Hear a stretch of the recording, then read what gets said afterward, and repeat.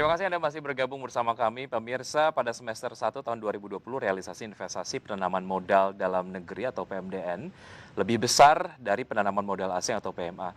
Badan Koordinasi Penanaman Modal mencatat realisasi PMDN sebesar 469,1 triliun rupiah, lebih tinggi dari realisasi investasi asing yang hanya mencapai 348,1 triliun rupiah. Ketua Kebijakan Publik Asosiasi Pengusaha Indonesia atau APindo, Sutrisno Iwantono, mengatakan bahwa pada masa pandemi COVID-19 ini orientasi pemerintah jangan terlalu bergantung pada penanaman modal asing. Hal ini menurut Iwan karena semua negara sedang mengalami kesulitan yang sama. Sutrisno juga menjelaskan bahwa Indonesia tidak seperti dengan negara-negara di Eropa yang sangat bergantung dengan tetangganya. Apabila ada satu masalah maka terjadi efek domino. Iwan menilai investor di dalam negeri bisa menjadi kartu penyelamat bagi Indonesia di masa pandemi. Selain itu, Iwan juga menilai pemerintah Indonesia harus menjaga investor yang sudah ada dan sudah terbukti menunjukkan komitmen investasinya di Indonesia. Dengan begitu, pemerintah dapat memanfaatkan investasi yang datangnya dari investor lama.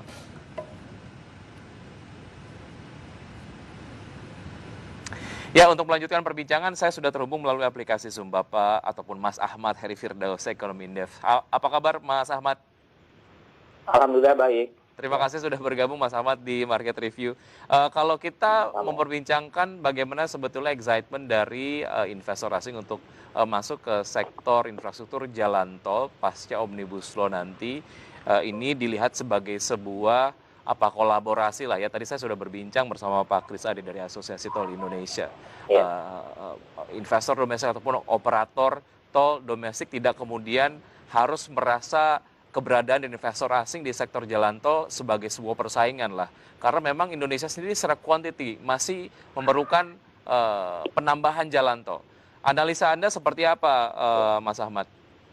ya. Jadi yang pertama investasi di sektor infrastruktur khususnya ini harus bisa menjawab permasalahan ekonomi yang saat ini sedang kita alami seperti itu.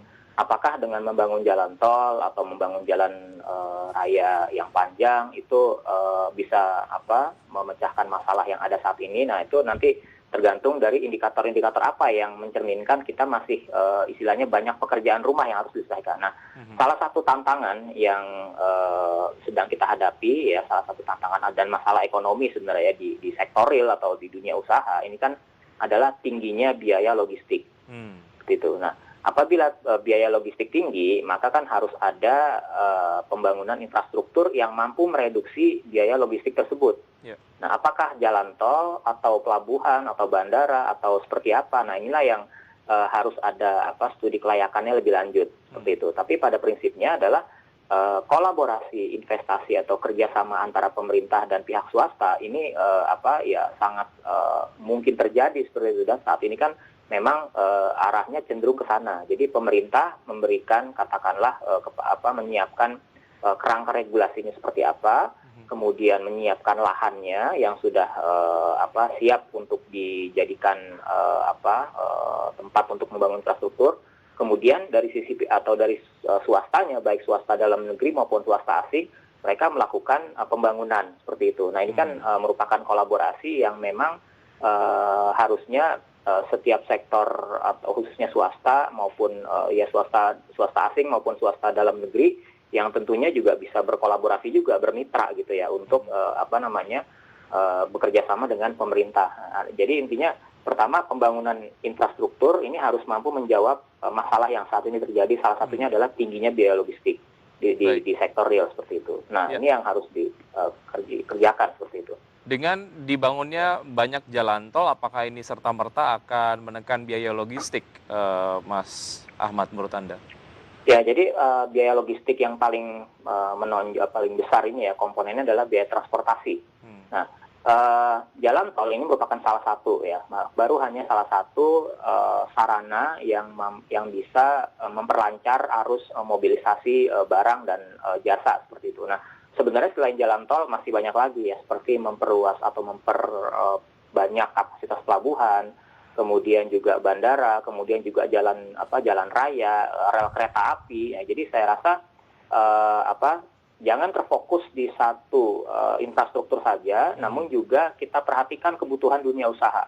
katakanlah kebutuhan sarana prasarana bagi sebuah industri yang berdiri di suatu kawasan, kemudian mereka butuh apa untuk mendistribusikan barangnya ke pasar, ya, ke pelabuhan, ke pasar. Apakah butuh rel kereta api, ataukah butuh jalan raya, atau butuh jalan tol? Nah, ini kan juga harus ketahui oleh pemerintah, ya. Jadi jangan sampai infrastruktur yang sudah dibangun ini tidak optimal manfaatnya dan tidak berdampak signifikan terhadap pengurangan biaya logistik, seperti itu. Karena kalau kita lihat juga kan pembangunan jalan tol ini kan nanti setelah tolnya jadi, ini ada tarif tol yang itu juga cukup tinggi, khususnya bagi kendaraan niaga pengangkut barang yang ukuran sangat besar. Ini kan tarifnya yang tinggi gitu ya, tarif tolnya. Nah, ini apakah ini diterima gitu ya oleh kalangan industri seperti itu dengan mahalnya tarif tol. Nah, sementara masih ada mungkin yang mereka harapkan, misalnya seperti apakah jalan raya yang lebar dan panjang dan bagus, yang berkualitas, kemudian apakah rel kereta api, seperti itu.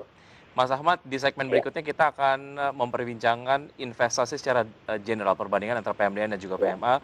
Di beberapa waktu yang lalu PMDN kemudian agak lebih besar dibandingkan dengan PMA. Usai jeda berikut ini, Mas Ahmad. Dan tetap di Market Review, usai jeda kami akan segera kembali.